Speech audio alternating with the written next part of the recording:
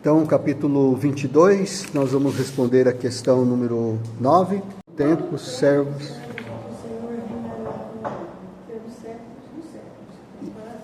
Isso, então, o tempo que os servos do Senhor vão reinar com ele é pelos séculos dos séculos, ou seja, para sempre. Agora a pergunta número 10. Então, disse-me ainda, essas palavras são fiéis e verdadeiras. Verdadeiras. Os servos do Senhor reinarem para sempre com Ele, quer dizer que a gente vai olhando assim esse quadro que está se mostrando aqui no capítulo 22 e no capítulo 21 também, está mostrando que vai haver um reino. Se há um reino, quer dizer que há pessoas que são governadas, tem os súditos.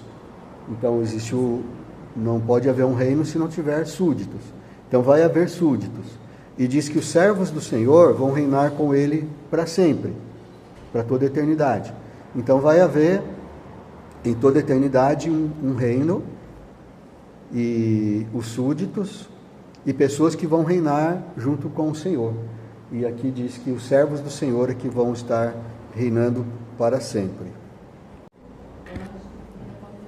Então, dos espíritos, o Senhor, o Deus dos espíritos, né? Dos profetas, enviou o seu anjo para mostrar aos seus servos as coisas que em breve devem acontecer. Isso significa que no tempo de João ainda não tinha acontecido, mas que em breve deveriam acontecer. É claro que o Apocalipse também fala de coisas do passado, coisas que já aconteceram. Mas lembra daquela divisão que a gente vê no começo do livro? Escreve, pois, as coisas que eram, não, como é que é? As coisas que são, as coisas que viste, as coisas que são e as coisas que hão de acontecer depois dessas, né? Então, as coisas que viste é o passado, as coisas que são é o presente e as coisas que devem acontecer. Então, ele está se referindo aqui, as coisas que em breve devem acontecer, as coisas do futuro, né? As coisas que ainda vão acontecer. E em breve porque já começou. No tempo de João, por exemplo, as igrejas, quando a gente vê a questão histórica de cada igreja, né? A característica histórica na história da igreja, começando desde Éfeso até Laodiceia, a gente pode comparar cada igreja, cada característica de cada igreja com uma época na história. Então, João estava vivendo na época da igreja de Éfeso, né? Então muitas coisas ainda iam acontecer e depois haveriam outras para acontecer e acontecer em breve, segundo diz aqui na questão número 10, na questão número 11, né?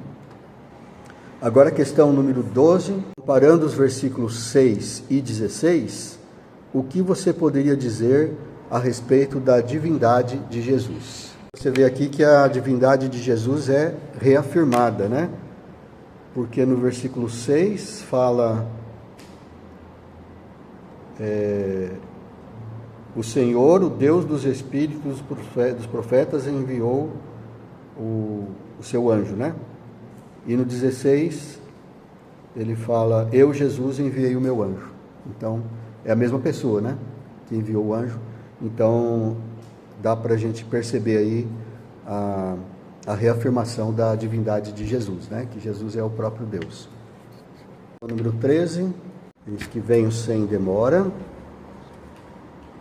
Bem-aventurado aquele que guarda, né? As palavras da profecia deste livro. Então essas são as palavras, né?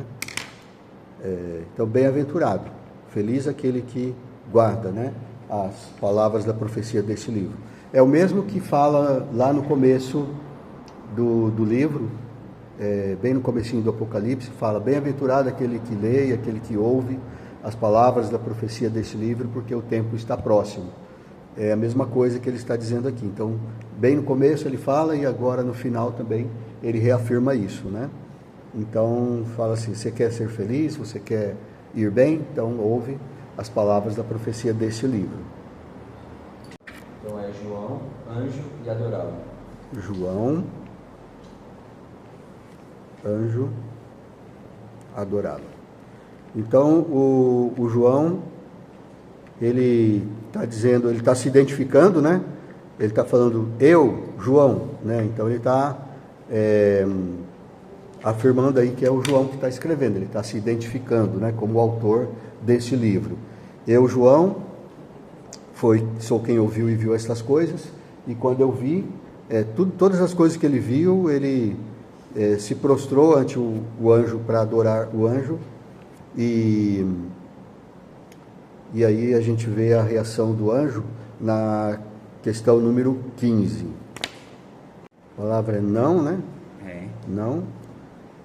Eu sou conservo. Como que é em espanhol? Conservo também. Conservo. Eu sou conservo, ou seja, eu sou servo na mesma posição, né? No mesmo nível. O anjo está dizendo para o João que ele é servo de Deus no mesmo nível dele, né? Do próprio João. Dos teus irmãos, né? Os profetas e dos que guardam as palavras desse livro, né? A última palavra aqui é livro. Adora a Deus. Então ele dá não adora a mim. Eu sou conservo teu, adora a Deus. A gente vê isso se repetindo na questão número 16, a gente vai ver isso, né? Apocalipse 22:9 e 19:10 são praticamente idênticos, né? É a mesma coisa que ele está falando. Então, por que ele repete isto, né?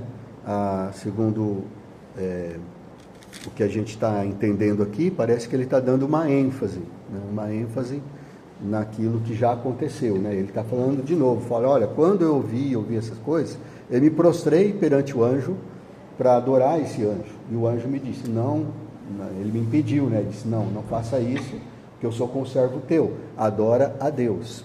Então é isso que nós entendemos. Aqui mais para o fim do verso 9, ele fala, né, que os profetas, dos que guardam as palavras deste livro. Uhum. Então é isso, né, de guardar. Guardar o conselho. Isso, ou seja, ele é conservo de todos aqueles que, do próprio João, dos profetas e de todos que guardam as palavras desse livro. Então, se você guardar as palavras desse livro, você também vai ser um conservo desse anjo, né? Vai ser um servo igual ao anjo. Significa obedecer. Aquele que guarda a palavra é porque ele está obedecendo. Aquele que mantém o testemunho de Jesus, como é que a gente mantém o testemunho de Jesus? A gente tem que ser sal da terra, a gente tem que ser luz do mundo, e para que a gente seja assim, não tem outra maneira senão obedecer a sua palavra, ou seja, praticar, né? Então, aquele que, comparando com a parábola da casa na rocha e na casa na areia, então aquele que ouve e guarda, aquele que ouve e pratica, ou seja, que mantém o testemunho de Jesus, aquele que guarda essas palavras, então ele está como aquele que edificou a casa sobre a rocha. E aqui em Apocalipse está dizendo bem-aventurado. Então é feliz, bem-sucedido, né? Você quer ter sucesso na vida, então guarda as palavras de Jesus. Questão número 17. Por que João não deveria selar as palavras da profecia do livro que estava escrevendo? Para que todos tivessem acesso, né? Porque se ele selasse, ou seja, se ele lacrasse, né? E guardasse de uma maneira que pessoas não pudessem ler, então eles não iam ter acesso.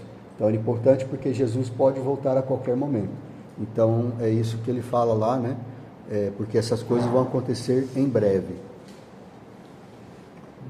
E agora a questão número 18 é para completar a frase. Continue o injusto fazendo injustiça e continue o imundo ainda sendo imundo. Ou seja, ele está dizendo, olha, essas coisas vão acontecer em breve. Não sela as palavras desse livro. Isso vai acontecer em breve. Jesus pode voltar a qualquer momento. mas ainda assim as pessoas vão continuar vivendo, as pessoas vão continuar tendo a sua vida. Então é como se Deus estivesse dizendo assim: deixa rolar, deixa acontecer, continue o imundo fazendo a imundícia, continue o imundo sendo imundo, e continue o injusto fazendo a injustiça, né? Deixa acontecer, né? As coisas ainda vão, ou seja, ainda a gente fala assim às vezes, né? Muitas águas vão rolar debaixo da ponte. Até que Jesus venha, Jesus volta logo, mas até que Jesus venha, muitas águas ainda vão rolar debaixo da ponte. Vai acontecer muita coisa. Você vai ver muita gente fazendo injustiça, deixa eles fazerem.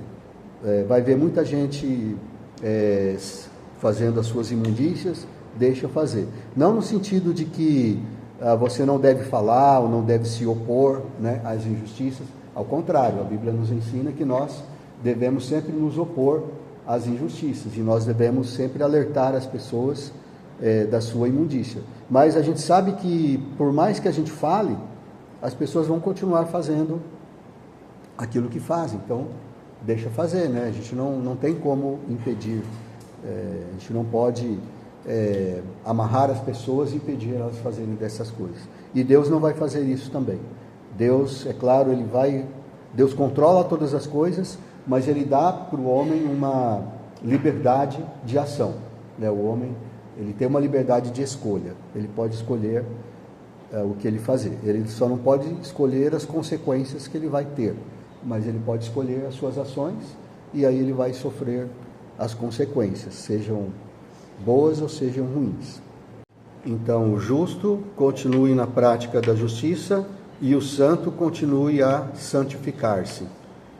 Então, enquanto o imundo está praticando a imundícia, enquanto o injusto está praticando a injustiça, nós não devemos desanimar, nós devemos, como justos, devemos continuar praticando a justiça.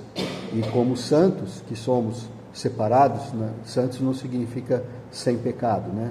Santos porque Deus nos santificou. Santos no sentido de sermos consagrados a Deus, separados para Deus. Então nós, como santos, devemos continuar a nos santificarmos. Aqui, em outras partes da Bíblia, quando fala da santificação, nos mostra aqui que a santificação não é uma coisa instantânea, uma coisa que Deus dá para você e pronto, acabou. É uma coisa que você tem que desenvolver. Até o próprio Pedro, quando ele fala em determinado momento da salvação, ele fala que nós devemos desenvolver a nossa salvação com temor e tremor. É o Pedro, né, que fala isso? Ou é o Paulo? Acho que é o Pedro, né? É Pedro também. É o Pedro. Nós devemos desenvolver a nossa salvação com temor e tremor. Mas como assim desenvolver a salvação? A salvação não é Jesus que dá de graça? Ou a salvação eu tenho que ganhar? Porque quando fala desenvolver a salvação, pode dar a ideia para alguém, né, de que você tem que ganhar a salvação. Ou seja, você tem que trabalhar para que no final você seja salvo, né? Mas se fosse esta interpretação, estaria em desacordo com o restante da Bíblia, porque a Bíblia deixa claro que a nossa salvação ou a nossa redenção, ela é caríssima, tão cara que é impossível para nós comprarmos a salvação, para nós ganharmos a salvação. Por isso que Jesus teve que morrer na cruz e pagar pela nossa salvação, pagar todos os nossos pecados. Então, se é isso, por que é que nós precisamos desenvolver a nossa salvação? O que vocês acham? Para sermos próximos a Cristo. Para nos aproximarmos cada vez mais de Cristo. Nós temos um alvo, como diz lá em Hebreus capítulo 12, né? Olhando firmemente para aquele que é o autor e consumador da fé, nós devemos correr a corrida que nos está proposta, desembaraçando-nos de todo o pecado, que tenazmente nos assedia, né? De todo o peso e do pecado que tenazmente nos assedia. Então ele está dando uma ilustração de um corredor de Olimpíada, por exemplo, que ele para ele correr, ele tem que usar as roupas mais leves, o tênis mais adequado. Ele não vai correr carregando mochila, celular, nada que possa atrapalhar a sua corrida. Então, é essa a ideia. Então, nós somos salvos pela graça.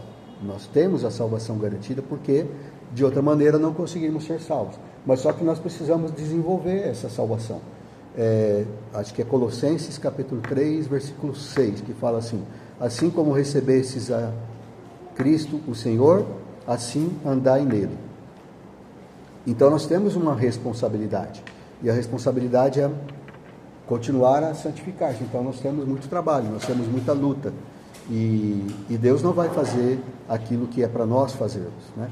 É nós que temos que nos esforçar para nos santificarmos. E como que a gente se santifica? Santificar é uma coisa santa é uma coisa limpa, é uma coisa pura. Então, como que a gente vai fazer para a gente se purificar? La santidad no tiene un límite. Oi? La santidad no tiene un límite. A santidade não tem limite? Sí que sí tiene un límite. Tem um limite ou não tem? No, esa es la pregunta mía, que si tem un límite. Ah, não tem, né? No sentido de que a santidade que nós devemos buscar é até a perfeição, né? E nós nunca vamos alcançar essa perfeição. Então, para nós, é sem limite, no sentido de que todo dia nós precisamos buscar a santificação. Nós nos sujamos todos os dias. Nós estamos andando no mundo, o mundo é cheio de lama, e nós estamos todo dia nos sujando, manchando a nossa santidade. E nós precisamos, então, buscar essa santidade. Nós devemos ser como acontecia com os sacerdotes. Os sacerdotes, quando Deus instituiu, através de Moisés, as leis do sacerdócio, ele tinha muitas regras importantes. Por exemplo, até a roupa que ele vestia, ele tinha que vestir uma roupa de linho por baixo da roupa própria do sacerdote. A roupa própria do sacerdote, ela era toda enfeitada, era um tecido especial, tinha aqueles símbolos, né, aquelas pedras no peitoral, tinha aqueles cordões, né, de ouro. Então tinha todos aqueles símbolos, né, e as pedras representavam as tribos de Israel. Então aquela veste era santa, ele não podia pegar aquela veste e sair para a rua com ela. Então ele só tinha que usar aquelas vestes quando ele estava exercendo o ministério de sacerdócio. E ele não estava o tempo todo exercendo esse ministério. Ele ia para casa, ele ia tomar banho, ele ia dormir, ele ia comer, ele ia no mercado, né? Ele só trabalhava no sacerdócio durante o seu turno. Então ele não podia sair com aquela roupa, vamos dizer, uniforme de sacerdote, né? Ele não podia sair com o uniforme do sacerdote. E ele, ao vestir aquela roupa, ele tinha que vestir uma roupa de linho por baixo, que era como se fosse uma roupa de baixo. Era uma roupa de baixo, né? Um efó, ele tinha que vestir... Um efó. Efó? Efó que chama? Sí, creo que es algo así parecido como lo que nosotros usamos como un boxer, como una cueca, que es algo así. Eu não sei o termo, né, em espanhol, mas seria... Antigamente as pessoas usavam cerola, né? Cerola, que era uma roupa assim, parece que era um macacão, né? E aí por baixo do macacão vestia, mas isso ainda usam nos países mais frios, né? Aqui no Brasil a gente não usa muito porque é muito calor, né? Mas para que era essa roupa de baixo? Essa roupa de baixo era para que o suor dele não sujasse a roupa de cima, que era a roupa, que era o uniforme do sacerdócio. Então a roupa de baixo tinha que estar sempre limpa e a roupa de cima não ia ficar sendo lavada todas as vezes, né? Então ele tinha que manter isso. Então ele não podia, por exemplo, se ele estivesse com a roupa de sacerdote, ele não podia se contaminar, então ele não podia sair dali, ele não podia tocar em nada imundo. Então esse simbolismo todo é para mostrar o que nós somos para com Cristo. É por isso que está dizendo, nós devemos continuar a nos santificarmos. Quando Jesus nos salva, quando Ele nos dá a salvação, Ele nos torna santos, por causa que nós somos lavados no seu sangue, é como se Ele estivesse nos dando uma roupa de linho fino, que são as vestes de justiça. Inclusive é isso que está falando aqui mais para frente, né? Bem-aventurado aquele que lava as suas vestiduras no sangue do Cordeiro e tem essa veste purificada, lavada pelo sangue. Então, em outro lugar, fala que é como um linho branco finíssimo, né? Uma roupa branca finíssima. Então, nós estamos andando neste mundo com essa roupa. Não tem como a gente sair do mundo, né? Só quando a gente morrer. Mas enquanto a gente está vivendo, a gente está andando com ela. E a gente o tempo todo está sujando essa roupa. Não é? Quando a gente fica nervoso com alguém, quando a gente xinga alguém, quando a gente fica ansioso por alguma coisa que Deus já disse para a gente, fica tranquilo. Quando nós duvidamos de Deus, quando nós praticamos qualquer pecado, e que nós fazemos muito isso o tempo todo, nós estamos manchando essa roupa. E nós precisamos nos purificar. E qual é a purificação que a Bíblia nos diz? João, capítulo... Esqueci o capítulo agora. 1 João 1,9. 1 João 1,9. Se confessarmos os nossos pecados, Ele é fiel e justo para nos perdoar os pecados e nos purificar de toda injustiça. Então a Bíblia nos está mostrando como que funciona isso, porque nossas vestes não são físicas, né? Nossas vestes são espirituais. Então o sacerdote usava uma roupa física, era mais fácil, né? Para ele manter a roupa limpa, era só lavar e pronto, né? Aí como que a gente vai lavar a nossa roupa espiritual? Confessando os nossos pecados. Então, é isso que ele fala. E não só confessando, mas como dizem lá em Provérbios, acho que é 18:27, que diz: o que encobre as suas transgressões jamais prosperará, mas os que as confessa e deixa alcançará misericórdia. Então ele tem que confessar o pecado e deixar o pecado, para ele alcançar misericórdia. Eis que venho sem demora, e comigo está o galardão, que tenho para retribuir a cada um segundo as suas obras. Então,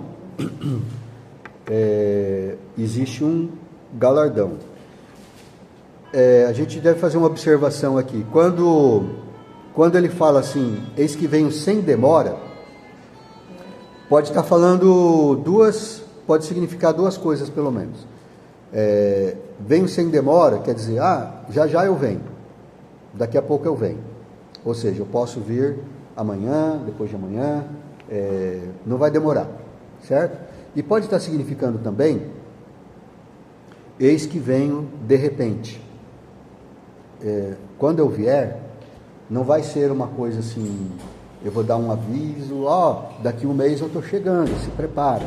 Não é assim que ele vai vir. Ele vai vir de repente. Jesus dá esta ilustração quando ele fala da sua volta, acho que é em Mateus capítulo 24, um dos lugares que ele fala, o outro acho que é Lucas 21 ou 19, por ali. Ele fala que ele vem ele dá a ilustração de um ladrão. Não que ele vai vir para roubar, né? Mas ele vem como um ladrão de noite. O ladrão de noite, ele chega sem avisar, né? Ele não vai fazer nenhum alarde, ele chega silencioso e ele entra quando você menos espera. Então é assim que Jesus vem. Então esse sem demora pode estar querendo dizer isso também. Pode estar querendo dizer as duas coisas. Bom, a primeira maneira de interpretar, né, que ele vem sem demora, que ele vem logo, parece que está demorando, né?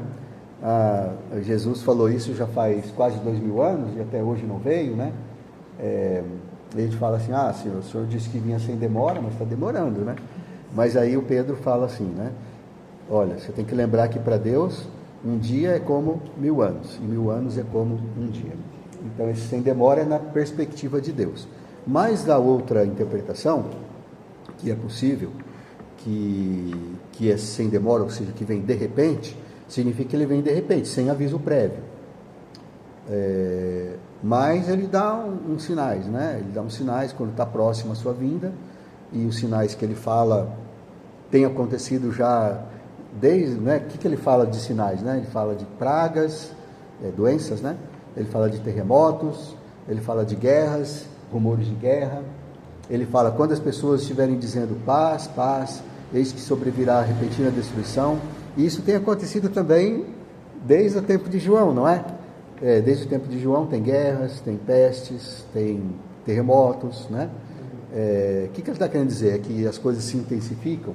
Hoje em dia, eu não sei se é a impressão que a gente tem que as coisas estão se multiplicando, ou se é que realmente estão se multiplicando. Fica difícil da gente saber. Por quê?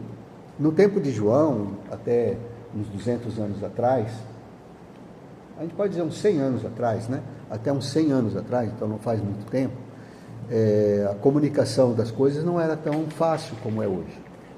Hoje as coisas, a gente fica sabendo das coisas instantaneamente. Tem um terremoto lá no Japão, a gente fica sabendo instantaneamente. Tem um terremoto nesses lugares que costuma acontecer muito, né? Na Indonésia, né? Nesses lugares. Se tiver terremoto no Brasil, mesmo que seja 4 graus só, né? Que a pessoa sentiu lá a cama tremer, a gente fica sabendo também. Então, como a gente fica sabendo mais depressa e com maior frequência, então pode ser que está dando a impressão de que está acontecendo mais coisas, mas pode ser que não. Pode ser que essas coisas já aconteciam dessa forma, né? Esse monte de terremotos, esse monte de guerras e tudo, mas não era tão comunicado, então as pessoas não tinham essa impressão. Mas não importa. Importa que Jesus disse, eu venho sem demora, vocês têm que estar preparados. Eu venho de repente. E o sinal de que eu venho, vocês devem observar, é quando ficarem falando em guerras, rumores de guerra, ficar falando que, né, agora nós estamos em paz, né? E aí vem repentina destruição. Então já aconteceu isso várias vezes na história. Então a gente não sabe exatamente quando Jesus vem. A gente tem a impressão que ele vem logo, que não vai demorar muito na perspectiva humana. Porque, assim, o mundo está tão depravado, está tão perdido, que não tem como, né? Mas, de repente, as coisas mudam. Por exemplo, a gente tem ouvido dizer que a nova geração agora, a geração Z, né, que é a mais recente, eles têm buscado mais a Deus. Tem estatísticas, tem pesquisas fazendo isso, que as pessoas estão procurando mais a Bíblia, mais ler a Bíblia, mais buscar Deus, né? Tem pessoas que estão voltando, né? Porque essas 2 ou 3 gerações passadas se afastaram muito de Deus. E a gente associa isso com o que Paulo fala de apostasia, que é quando a igreja ia se afastar de Deus, a humanidade se afastou de Deus. Então veio aquela cultura woke, aquelas coisas, né, que a gente não tem nem como mais falar mais homem e mulher, né? Tem dezenas e acho que chega até dezenas, né, de tipos de gêneros que pode colocar lá, né? E então, e muitas coisas, né? Mas a Europa, por exemplo, a Europa que era tão cristã, que evangelizou o mundo, né? A Europa, as missões começaram lá na Europa, né? E eles é que evangelizaram, eles se afastaram nessas últimas gerações, mas agora eles estão voltando, né? Muitas gerações novas na Europa estão voltando. Então, a gente não sabe, de repente volta tudo, as pessoas começam a buscar a Deus de novo, e aí vai se passar mais 1000 anos, a gente não sabe. O que a gente tem que saber é que Jesus vem a qualquer momento. E a gente não sabe quando vai morrer, por exemplo. Quando a gente morrer, para nós é como se Jesus estivesse voltando naquela hora, não é verdade? Porque quando a gente morre, a gente vai se encontrar com Jesus. E aí a gente não vai, ou a gente vai ficar, eu não sei o que acontece, a gente fica no céu de maneira consciente, eu acho que sim, né? Parece que pelas histórias, né, que a gente vê, que Jesus conta, parece que a gente fica no céu de maneira consciente esperando. Mas lá a gente pode esperar a eternidade, não tem problema, a gente está num lugar bom, né? Lá no céu. Mas é como se Jesus estivesse voltando. Então, para nós, se a gente for pensar no dia da nossa morte, que pode ser a qualquer momento, então é equivalente à volta de Jesus para nós, não é? A nossa própria morte. Então pode acontecer um acidente, né, a gente pode ter um mal súbito, ou pode acontecer uma catástrofe, né? O Irã lá de repente tem uma bomba nuclear, a gente não sabe, e ele joga essa bomba aí, né? Ou a própria Rússia, o próprio Estados Unidos, né? Alguém meio doido lá nos Estados Unidos, né? Joga uma bomba atômica aí, ou alguma coisa acontece, né? Um asteroide, sei lá. Eu acho que já essa bomba atômica já está criada já. Claro. Aqui, mira. Já tem, né? Já tem muitas bombas atômicas por aí. Se todas elas explodissem, a gente acabaria. Hã? Esta é a bomba atômica. Questão número 21 é para completar a frase. Ele diz: eu sou o alfa e o ômega. É a primeira letra do alfabeto grego e a última letra do alfabeto grego. Se fosse em português, ele diria: eu sou o A e o Z. Eu sou, aí ele enfatiza, eu sou o primeiro e o último. E ele fala novamente as mesmas coisas, só que com outras palavras. Eu sou o princípio e o fim. Paulo é que fala numa das suas doxologias, né? Porque dele, para ele e por meio dele, não, porque dele, por meio dele e para ele são todas as coisas. É Paulo que fala isso, e a gente transformou isso numa música, né? Porque dele, por ele e para ele são todas as coisas. Então vem tudo dele, tudo é feito através dele, e todas as coisas têm uma finalidade que é nele mesmo. E quem é assim? Quem é que é o princípio? Quem é que é o criador de todas as coisas? É o Deus que está nos céus, né? O Pai que está nos céus. Quem é que mantém todas as coisas? Quem é que mantém as estrelas nos seus lugares, cada planeta na sua órbita, o Sol com, né, o brilho e a distância exata que a gente precisa, a atmosfera, o nosso ar para respirar? Quem é que mantém tudo isso? É Deus, né? Deus o Criador. E no final, tudo vai convergir para Ele, né? Tudo vai... Então, todas as coisas são. Agora, só que quem está dizendo isso é Jesus, não é? Ele está dizendo: eis que venho sem demora. Eu sou, né? Quem que vem sem demora? É Jesus, né? Ele que prometeu voltar. E ele diz: eu sou o alfa e o ômega, eu sou o primeiro e o último, eu sou o princípio e o fim.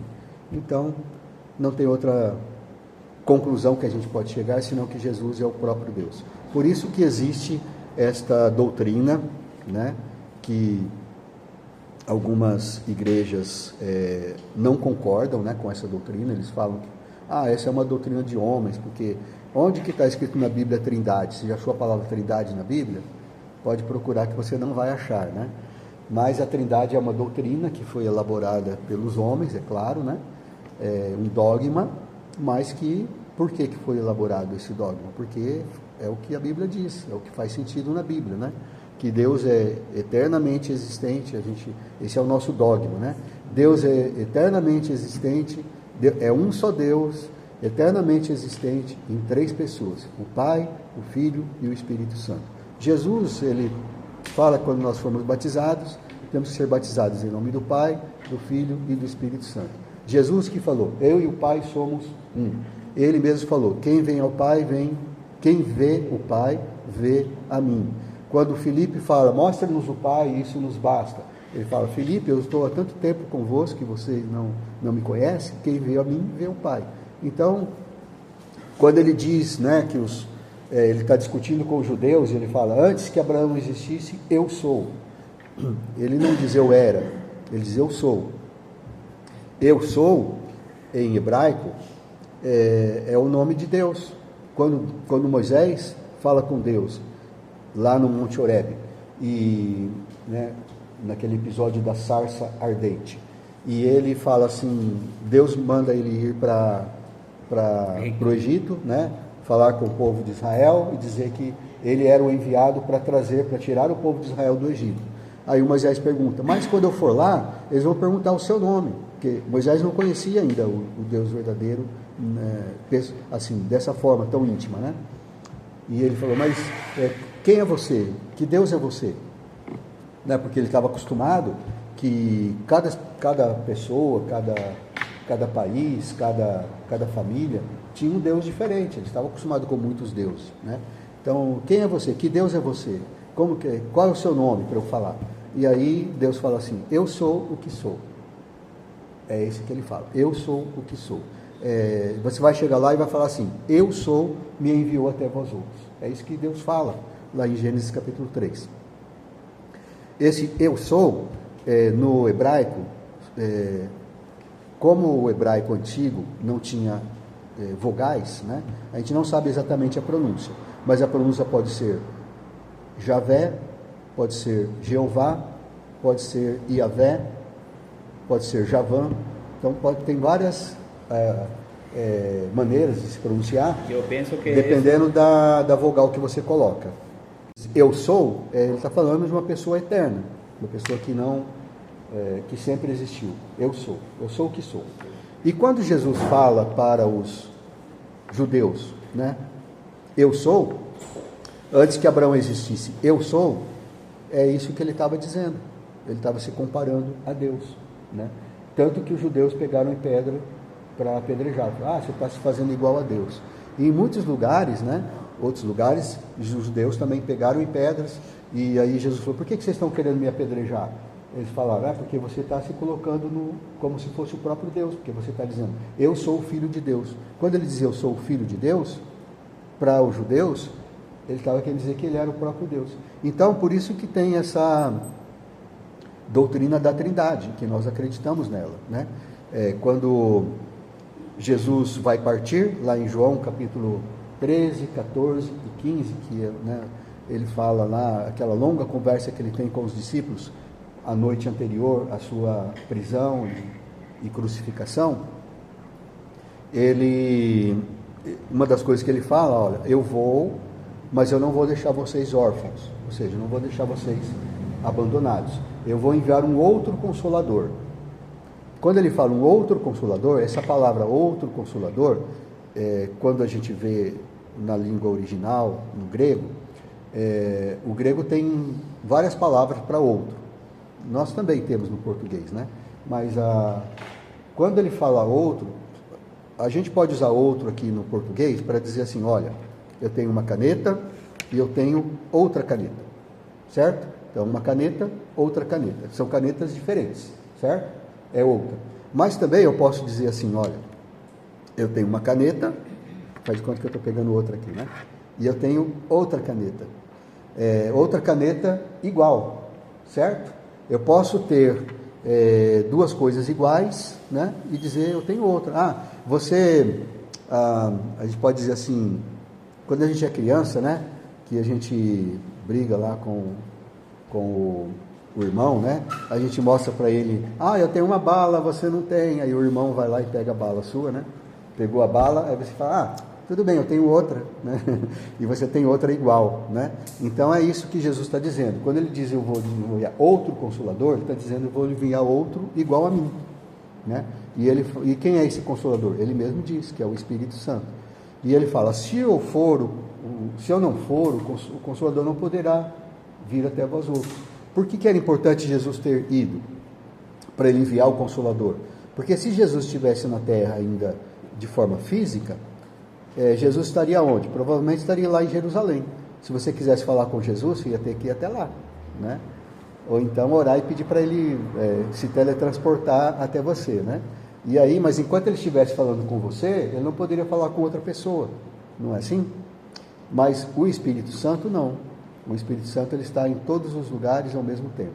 Então, por isso que era importante. Então, por isso que existe essa doutrina da Trindade, né? O Pai, o Filho e o Espírito Santo. E aqui em Apocalipse, quando ele fala, eu sou o Alfa e o Ômega, o primeiro e o último, o princípio e o fim, ele está afirmando exatamente isso, que ele é o próprio Deus. O Espírito Santo também é o próprio Deus. E Deus o Pai é o próprio Deus, né? Que a gente está mais acostumado. Mas então, não tem como negar que Jesus é o Deus. Amém? Então vamos parar por aqui hoje. E